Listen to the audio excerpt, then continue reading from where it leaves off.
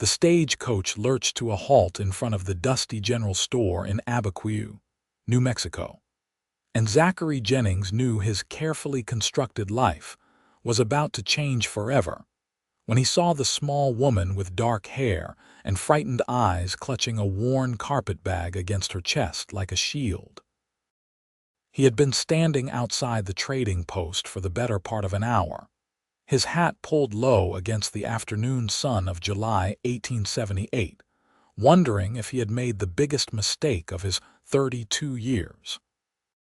Ordering a bride through correspondence had seemed logical 6 months ago when the loneliness of his ranch had become unbearable, when the silence of his evenings stretched so long he could hear his own heartbeat echoing in the empty rooms. But now, watching her descend carefully from the coach, her traveling dress covered in trail dust, he felt the weight of responsibility settle on his shoulders like a physical thing. The driver handed down her trunk, and Zachary stepped forward, removing his hat. "Miss Olivier Fontaine." She turned to face him, and he saw her eyes were the color of warm honey, filled with exhaustion and something that looked like barely contained panic. Her lips parted, and she spoke in a torrent of words that meant absolutely nothing to him. "Je suis désolé, monsieur, mais je ne parle pas anglais. On m'a dit que vous comprendriez. J'ai fait un si long voyage et je suis très fatigué." Zachary stared at her, his mouth going dry. The letters had all been in English, perfect, flowing English that spoke of education and refinement. He had assumed she was from back east, perhaps Boston or Philadelphia. It had never occurred to him that she might not speak a word of his language. "Madam, I don't understand what you are saying." Her face paled and she clutched the carpet bag tighter. "Vous ne parlez pas français." "Mais les letters." An elderly Mexican woman who had been sweeping the porch of the trading post came forward, wiping her hands on her apron. "Senor Jennings, I think your bride, she speaks French. My daughter, she learned some French from the nuns. I will get her." Zachary nodded gratefully as the woman hurried inside. He stood there awkwardly with Olivier, acutely aware of the curious stares from other townspeople. She was beautiful despite her obvious distress, with delicate features and hair the color of rich mahogany that had come loose from its pins during the journey. She could not have been more than 23 or 24, and she looked utterly lost. The Mexican woman returned with her daughter, a young woman named Elena who spoke haltingly to Olivier in French. The conversation went back and forth, and Zachary watched as Olivier's expression shifted from panic to confusion to something like resignation. Elena turned to him. "Senor," she says the letters were written by her cousin who speaks English. Her cousin arranged this marriage because there is no future for her in France. Her parents died last year, and she has no money, no family except this cousin who already has too many mouths to feed. She thought you knew she spoke only French. The cousin promised to explain everything in the letters. Zachary felt anger rise in his chest, but it was not directed at the exhausted woman before him. Someone had deceived them both. He ran a hand through his dark hair and let out a long breath. "Tell her I am not angry with her. Tell her this is not her fault and she is welcome in my home. We will figure this out." Elena translated, and he saw relief flood Olivier's features. She said something quickly, and Elena smiled. "She says thank you, and she promises to be a good wife even though she cannot speak with you. She knows how to cook and clean and sew. Tell her we will take things slow. She must be exhausted from the journey. Let me take her home so she can rest." The ranch was 7 miles outside of town, a sprawling property with good grazing land and a creek that ran year-round. Zachary had built the house himself 5 years ago, after he had finally saved enough to purchase the land outright. It was a solid structure with 3 bedrooms, a luxury by frontier standards, and he had always imagined filling it with children and laughter.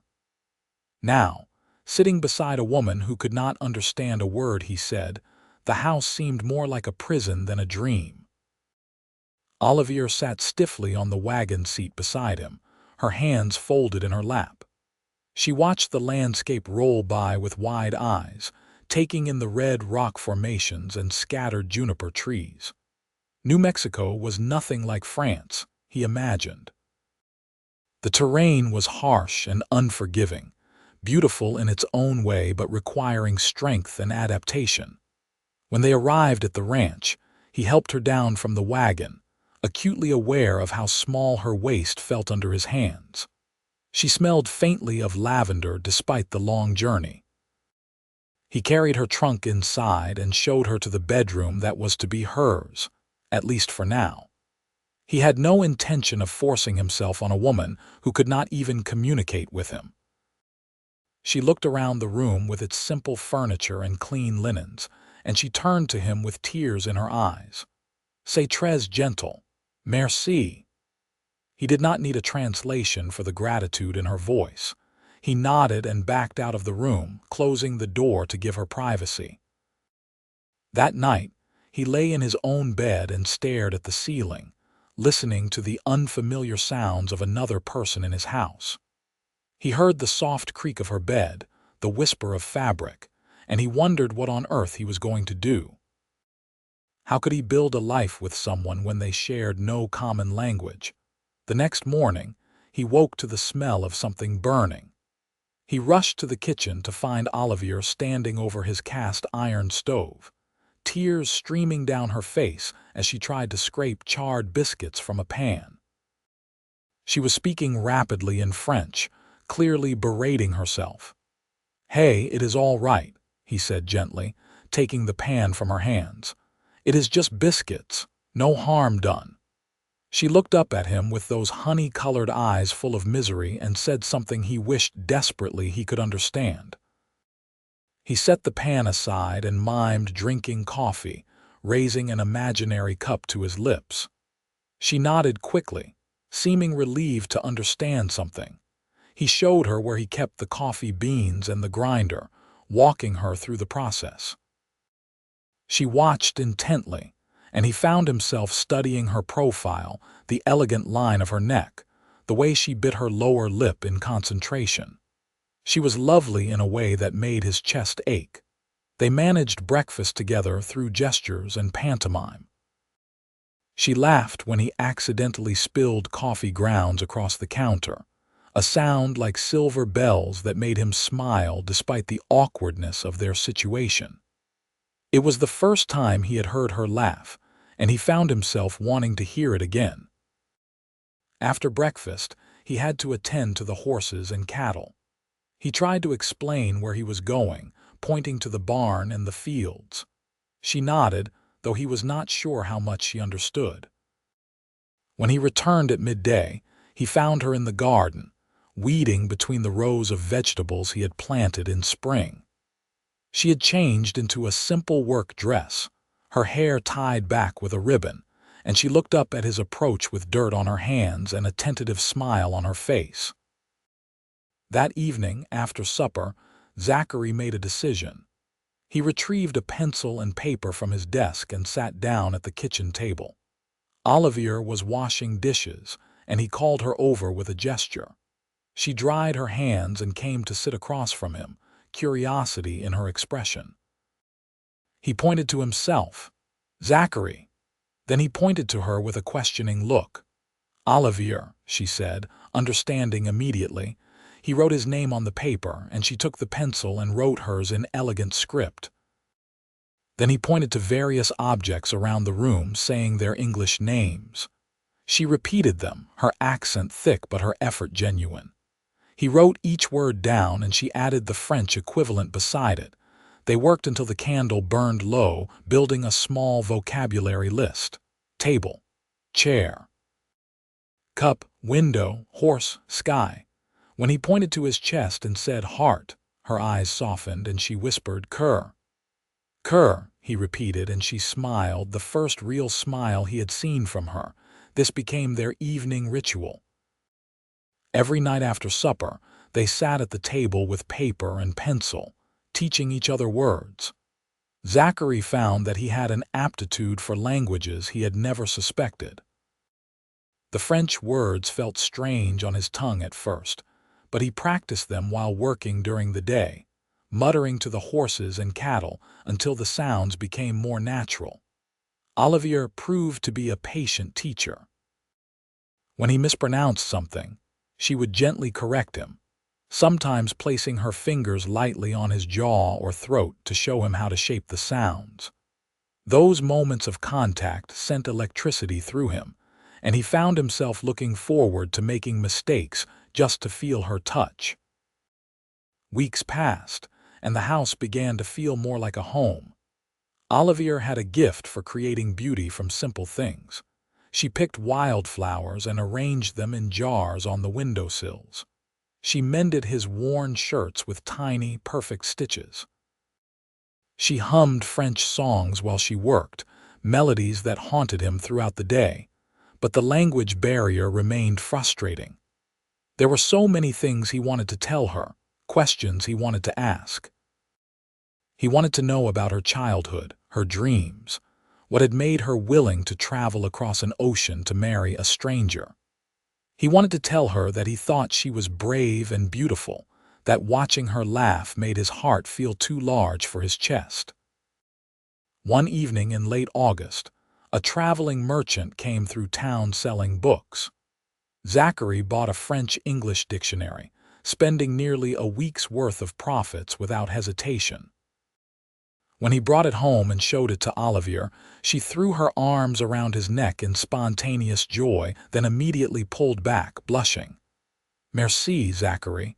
Merci beaucoup." "Doreen," he said carefully, one of the phrases she had taught him. "You are welcome." With the dictionary, their communication improved dramatically.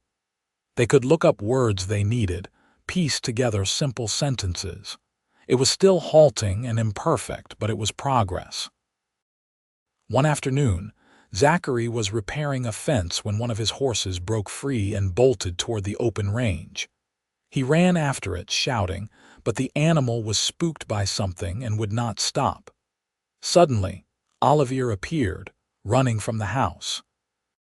She called out to the horse in French, her voice melodic and soothing. To Zachary's amazement, the horse slowed, then stopped, allowing her to approach and take its halter. She led it back to him, stroking its nose and murmuring soft words. Zachary stared at her in wonder. "How did you do that?" She smiled. "In France, my father, he has horses. I learned young." It was one of her longest sentences in English, and his heart swelled with pride at her progress. "You are amazing." She tilted her head, not understanding the word. He flipped through the dictionary until he found it, showing her. "Incroyable." Her cheeks flushed pink and she looked down. "Non, just horses, I know." But she was amazing, and he was beginning to realize that what he felt for her went far beyond the practical arrangement he had originally envisioned. He was falling in love with his French bride, with her determination and grace, with the way she never gave up even when things were difficult. That night, he lay awake thinking about the words he wanted to say to her. "I love you. Je t'aime." He looked it up in the dictionary, memorizing the phrase, practicing the pronunciation until he was confident he had it right. But saying it seemed too momentous, too risky. What if she did not feel the same way? What if she was only being kind because she had nowhere else to go? September brought cooler weather and preparations for winter. Zachary needed to go into town for supplies, and he asked Olivier if she wanted to come with him. She nodded eagerly, clearly tired of being isolated at the ranch.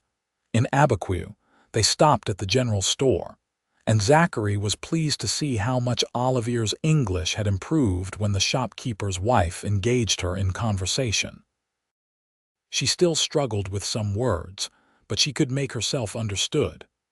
The other woman was kind, not mocking her accent, and invited her to a quilting circle that met weekly. As they loaded supplies into the wagon, a group of rough-looking men rode into town. Zachary recognized them as part of a gang that had been causing trouble in the territory, stealing cattle and intimidating homesteaders. Their leader, a man with a scarred face and cold eyes, noticed Olivier and stared at her in a way that made Zachary's blood boil. "That's a pretty little thing you got there, Jennings," the man called out. "Where'd you find her?" "That is my wife, Cole, and I would appreciate you keeping your eyes to yourself." Cole laughed, but there was no humor in it. "Awful protective, are not you? I wonder if she knows what kind of man she married. You ever tell her about that business down in—" "That is enough," Zachary said, his voice dangerously quiet. His hand moved instinctively toward the gun at his hip, though he had no desire for violence. Olivier had gone very still beside him. She might not have understood all the words, but she understood the tension, the threat in the air. She moved closer to Zachary, and he felt her hand slip into his. The gesture was protective, trusting, and it made something fierce bloom in his chest. Cole spat in the dust and rode on with his men, but Zachary knew it was not the last they would see of them. Men like that thrived on intimidation and violence. On the ride home, Olivier was quiet. Finally, she asked in halting English, "That man, he is dangerous." "Yes, but he will not hurt you." "I promise." She looked at him for a long moment. "In France, before I come here, I am afraid every day. No money, no food sometimes. My cousin's husband, he look at me like that man today. That is why I say yes to marry you, a stranger, but you are good man, Zachary. You are kind. I am not afraid with you." Her words, imperfect as they were, touched him deeply. "I am glad you are here, Olivier. I know this was not what you expected, not what either of us expected, but I am glad." She squeezed his hand, and they rode the rest of the way in comfortable silence. That night, after their usual language lesson, Olivier did not immediately go to her room. She lingered at the table, tracing patterns on the wood with her finger. "Zachary, I want to say something. I look in dictionary, but I want to say correct. Take your time."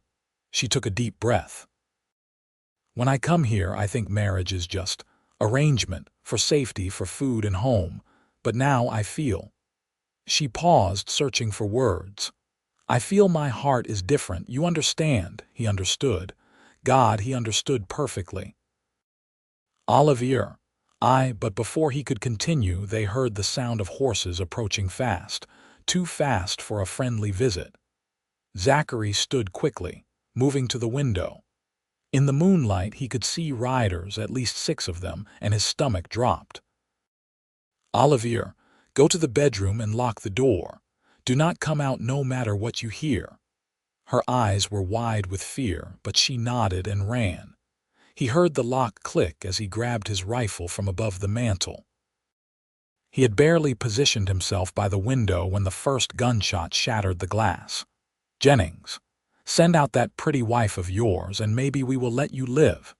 It was Cole's voice, slurred with whiskey and mean with intention. Zachary's hands were steady on the rifle, his mind calculating odds and angles. 6 against 1 were not good numbers, but he had the advantage of being inside, of knowing the layout of his own home. "Ride away now, Cole, and I will not kill you." Laughter answered him, followed by more gunshots. They were not trying to hit him yet, just scare him. He fired back, aiming high, a warning.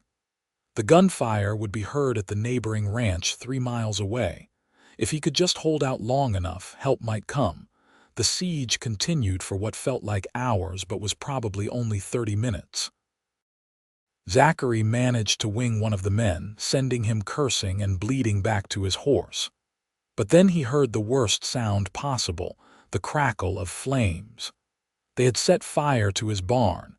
He could not let it spread to the house, to where Olivier was hiding. He made a decision born of desperation. He fired several rapid shots to keep them back, then ran out the back door toward the barn.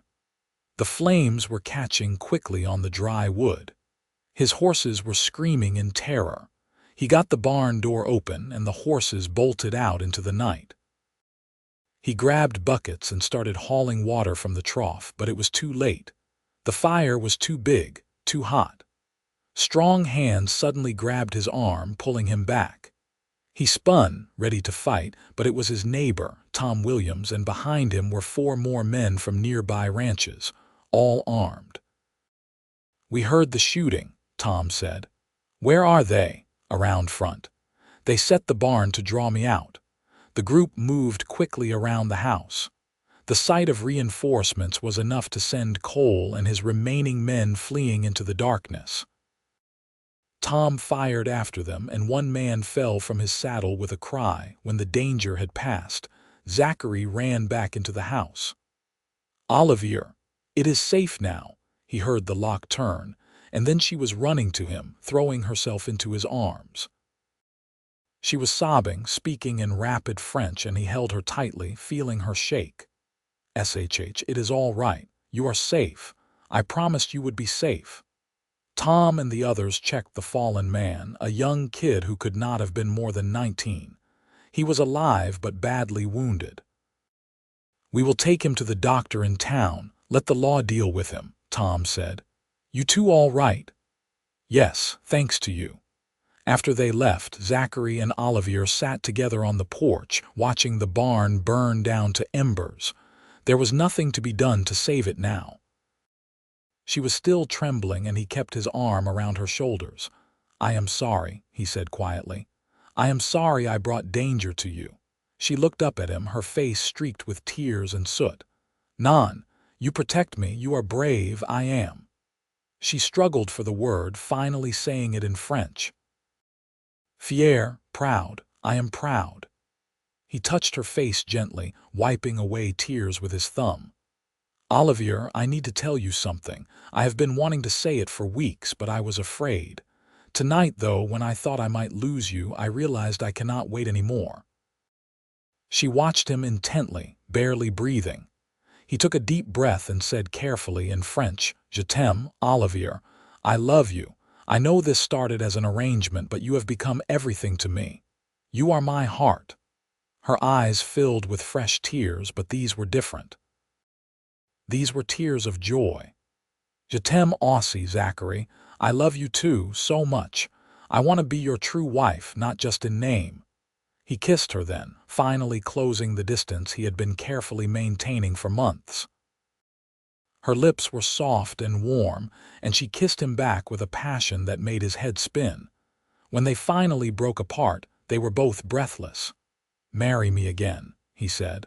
"Properly this time, with both of us knowing what we are choosing." She laughed through her tears. "We are already married, non." "Yes, but I want to do it right. In the church, with the whole town there. I want everyone to know that you are mine and I am yours, and that we chose this." Yes, I want this too." The next weeks were busy ones. The barn needed to be rebuilt, and Zachary would not allow Olivier to help despite her protests. She was his wife, yes, but she was also precious to him, and he would not risk her getting hurt. Instead, she focused on preparing for their new wedding ceremony. The town rallied around them in the wake of the attack. Cole and his gang had been terrorizing the area for months, and their assault on the Jennings ranch was the final straw. A posse tracked them down within days, and there was a swift hanging. Justice in the New Mexico Territory in 1878 was often rough, but it was justice nonetheless. Father Diego, the Catholic priest who traveled between the small towns in the region, agreed to perform a blessing ceremony for them. Olivier was delighted to find someone who spoke fluent French, and she spent a long afternoon in confession, unburdening herself in her native language. The ceremony was held in October, on a day when the aspens had turned gold and the air was crisp with the promise of winter. Olivier wore a dress she had sewn herself from fabric Zachary had bought her, pale blue like the New Mexico sky. She had woven wildflowers into her hair, and when Zachary saw her walking toward him, he felt his throat tighten with emotion. Father Diego conducted the ceremony in both English and French, so that everyone present could understand the vows being made. When it came time for Zachary to speak his vows, he did so entirely in French, the words he had practiced for hours until they were perfect. Olivier, tu es la lumière de ma vie. Tu m'as appris que signifie vraiment aimer quelqu'un. Je promets de te honor, de te protéger, et de te aimer tous les jours de ma vie. Olivier, you are the light of my life. You taught me what it truly means to love someone. I promise to honor you, protect you, and love you every day of my life. Olivier was crying openly, not bothering to wipe away the tears. When it was her turn, she spoke in English, her accent making the words even more beautiful. Zachary, I come to America afraid and alone. You give me home, give me safety, give me love. You learn my language so you can speak to my heart. I promise to stand beside you always, in happiness and in sorrow, in this life and beyond. The kiss that sealed their vows was met with cheers and applause from the assembled townspeople. Elena, who had first translated for them, was crying. Tom Williams clapped Zachary so hard on the back he nearly knocked him over. The celebration that followed was joyful and loud, with food and music and dancing. Zachary danced with his bride, holding her close, marveling at how much his life had changed in just a few months. He had gone from being a lonely rancher to a man with a wife he adored, a woman who made every day brighter simply by being in it. As the sun set and the party wound down, they returned home to the ranch. The new barn was nearly complete, built with the help of their neighbors. The house glowed with lamplight, welcoming them. That night they came together as husband and wife in every sense, with tenderness and passion. Zachary marveled at the trust Olivier showed him, the way she gave herself without reservation. Afterwards, they lay tangled together in the darkness, her head on his chest, his fingers trailing through her hair. I never thought I could be this happy, he murmured. She lifted her head to look at him. Say it again, in French, he smiled. Je ne pensais jamais que je pourrais être aussi heureux. Again, je t'aime, again. Je t'aime, je t'aime, je t'aime. She kissed him, laughing. I will never be tired of hearing you say that. Good, because I plan to say it every day for the rest of our lives. Winter came to New Mexico with snow that transformed the landscape into something magical. Olivier had never seen snow in France, having grown up in the southern regions, and she was enchanted by it. Zachary taught her to make snow angels, and she taught him songs from her childhood. They spent long evenings by the fire, reading to each other from books, continuing to learn each other's languages. By now, Olivier's English had improved dramatically, and Zachary's French was passable if not perfect. They often switched between languages mid-conversation, creating their own unique way of communicating that was a blend of both. On Christmas morning, Olivier gave Zachary a gift that took his breath away. It was a shirt she had sewn and embroidered with intricate designs, obviously the work of many hours. But more precious was what she told him when she gave it to him. I am with child, mon cœur. We will have a baby in the summer. He picked her up and spun her around, laughing with pure joy. A baby. They were going to have a baby. He set her down carefully, suddenly worried. Are you well? Do you need anything? Should you be resting? She laughed at his concern. I am fine, Zachary. Women have babies all the time, but yes, I need something. Anything, name it. I need you to be happy. I need you to not worry so much. He kissed her forehead. I cannot promise not to worry. You are everything to me, you and this baby. But I promise to try to trust that everything will be all right. The months of her pregnancy passed peacefully. Spring came, bringing new life to the ranch. The cattle had calved successfully, the horses were healthy, and Olivier's garden was flourishing. She moved through her pregnancy with grace, even as she grew larger and movement became more difficult. Zachary was attentive to the point of being overprotective. He would not let her lift anything heavy, insisted she rest frequently, and worried constantly. Olivier bore his hovering with patient amusement, occasionally telling him in exasperated French that she was not made of glass. Elena's mother, the woman who had first helped translate for them, came to stay at the ranch as Olivier's time drew near. Her name was Rosa, and she had delivered many babies in the region. Her presence was reassuring to both Zachary and Olivier.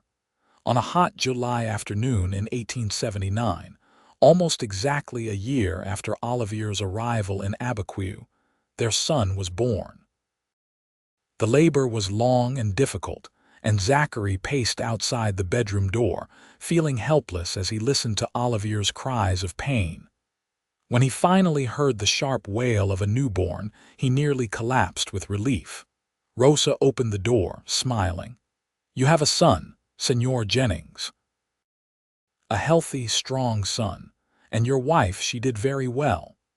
He rushed into the room to find Olivier propped up against pillows, exhausted but radiant, holding a tiny bundle. She looked up at him with tears streaming down her face. "Look, Zachary, look at what we made." He sat beside her on the bed, peering down at the red-faced, squalling infant. His son. He had a son. The reality of it was almost too much to comprehend. "He is perfect," Zachary whispered. "You are perfect. I love you so much.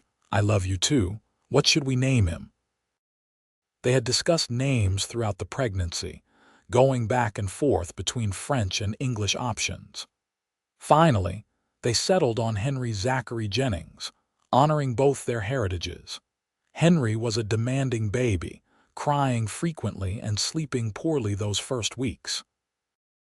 Zachary and Olivier took turns walking him through the night, singing to him in both languages. Despite the exhaustion, Zachary had never been happier. His house was full of life and love, everything he had dreamed of when he built it. As Henry grew from infant to toddler, he seemed to instinctively understand both English and French, responding to commands in either language. He had Olivier's honey-colored eyes and Zachary's dark hair, and he was fearless, constantly getting into everything. One afternoon when Henry was nearly 2, Zachary came in from the fields to find Olivier sitting at the kitchen table, looking pale. He immediately went to her, concerned. "What is wrong? Are you ill?" She looked up at him with a strange expression. "I am with child again." "That is wonderful." Then he saw her face. "Is it not wonderful? I am happy, yes, but Zachary, Henry is so much work, and now there will be another. What if I cannot manage?" He knelt beside her chair, taking her hands. "You are the strongest person I know, and you will not be doing this alone. I am here. I will always be here. We will manage together just as we always have." She leaned her forehead against his. "You are right. I am just tired and scared, but yes, we will manage." Their daughter was born the following spring, an easier birth than Henry's. They named her Marie Claire Jennings, and she was a calm baby, the opposite of her brother. Where Henry had been demanding and loud, Marie was content to observe the world with serious dark eyes. The years flowed by like the creek that ran through their property, steady and sure. Henry and Marie grew into bright, bilingual children who switched effortlessly between their parents' languages. 2 more children followed, another son they named Louis, and finally another daughter, Sophie. The ranch prospered under Zachary's management, and Olivier's skill with horses led them to start breeding and training them for sale.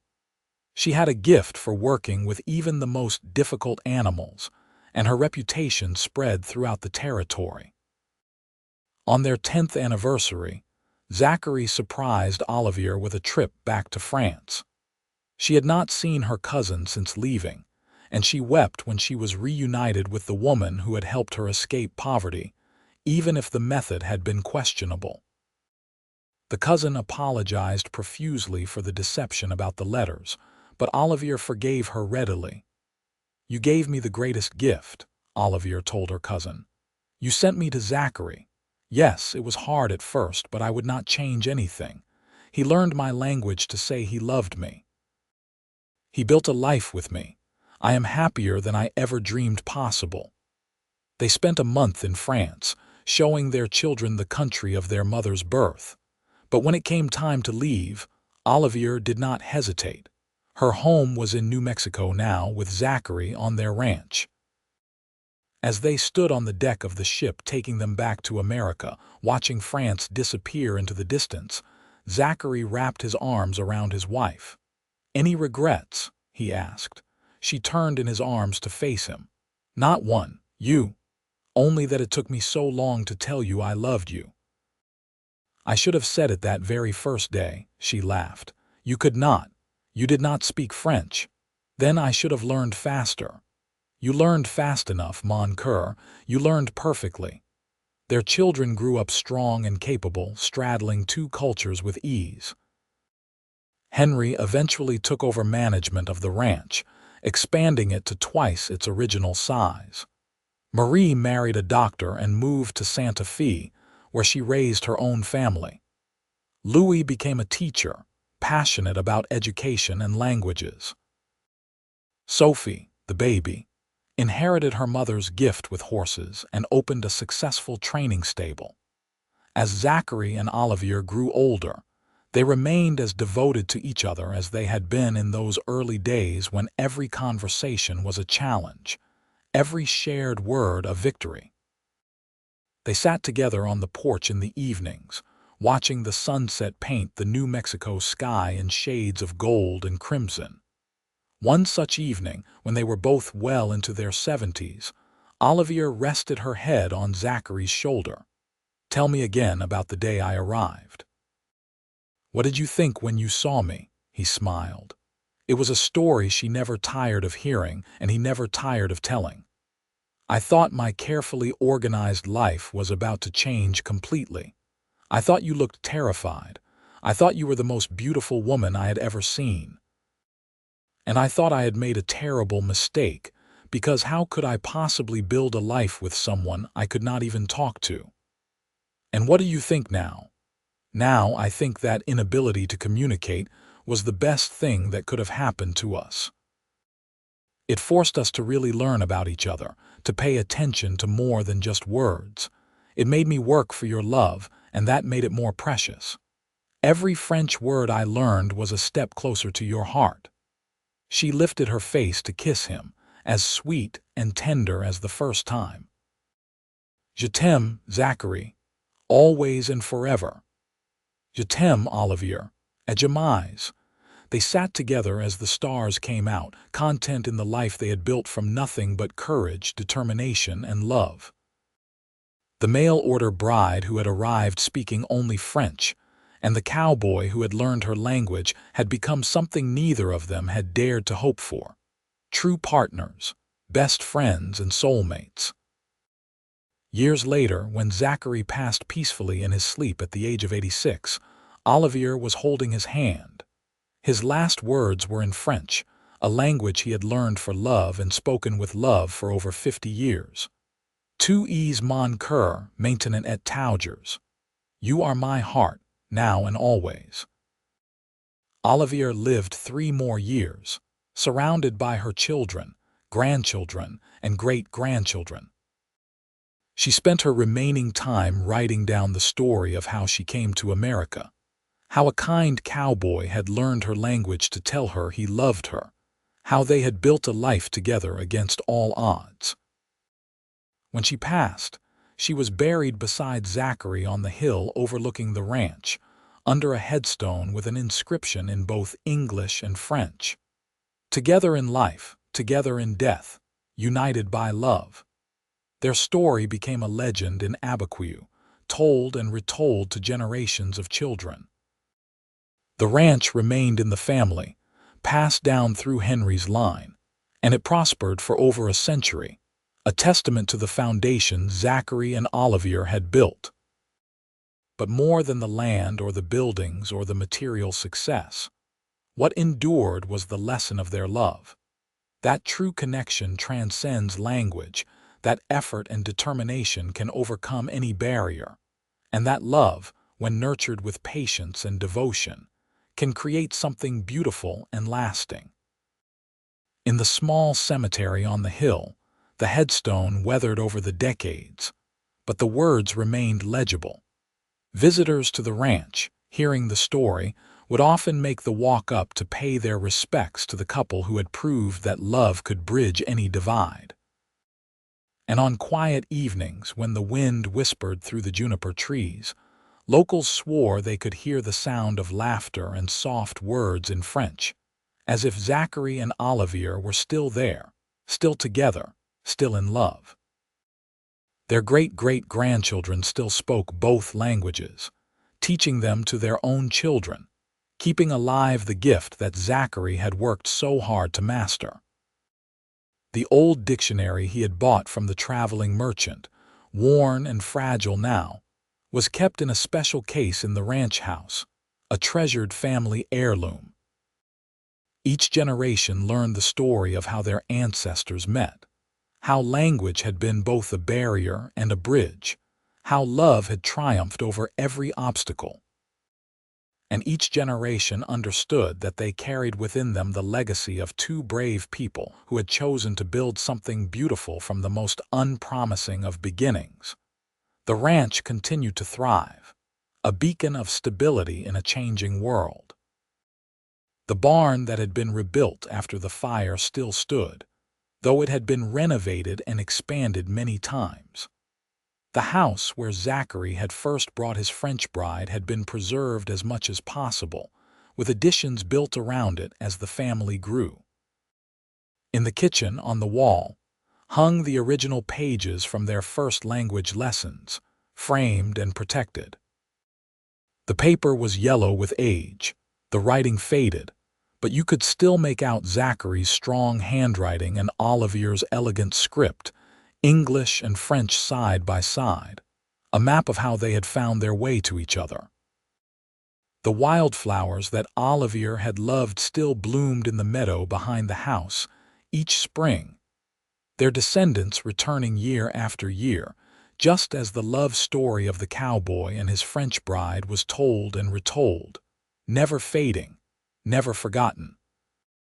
Because some love stories are too powerful to be diminished by time, some bonds are too strong to be broken by death, and some lessons are too important to be lost to history.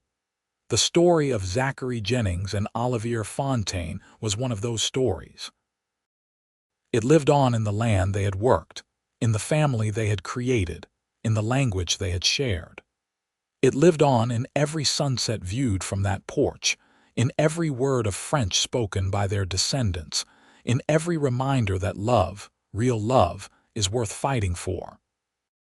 And though both of them had long since passed from this world, their love remained, woven into the very fabric of the place they had called home, a testament to the power of two hearts that refused to be separated by something as simple as words.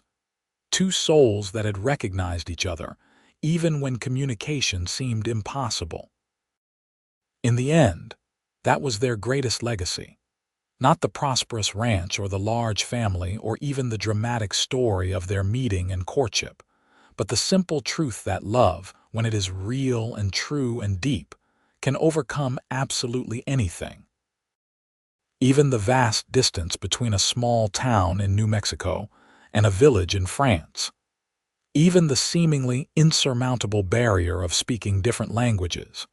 Even fear and uncertainty, and all the challenges that life can throw at two people trying to build a life together. They had proven that with patience, determination, and an open heart, anything is possible. They had shown that sometimes the greatest love stories begin with the greatest obstacles. And they had left behind a legacy that would inspire generations to come.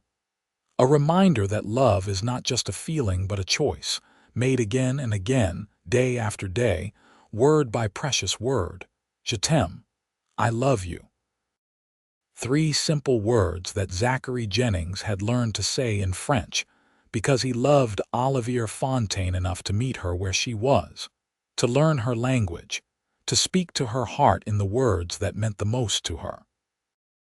And in doing so, he had created a love story that would echo through time, a testament to what 2 people can build when they refuse to let anything stand in their way.